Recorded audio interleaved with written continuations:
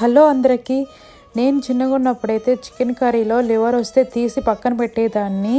ఎందుకో నాకైతే నచ్చదండి. అలాగే నా పిల్లలకు కూడా అసలు తినరు. నేనైతే అప్పుడు ఈ లివర్ ఉంటుంది కదా, దీన్నైతే ఫ్లేమ్ మీద ఫ్రై చేసుకొని తినేదాన్ని. చాలా టేస్టీగా ఉంటుంది. అలాగే నా పిల్లలకు కూడా కొంచెం డిఫరెంట్గా చేద్దామని చెప్పి నేను ఇలా ఫ్రై అయితే చేశాను. చాలా బాగా అయితే తిన్నారు.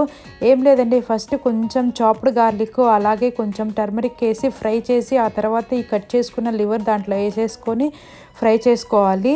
ఆ తర్వాత కొంచెం సాల్ట్, కొంచెం ధనియా పౌడర్, కొంచెం గరం మసాలా, కొంచెం కారం యాడ్ చేయాలి. అలాగే కొంచెం పెప్పర్ కూడా యాడ్ చేయండి. టేస్ట్ మాత్రం చాలా డిఫరెంట్గా అయితే అనిపిస్తుంది.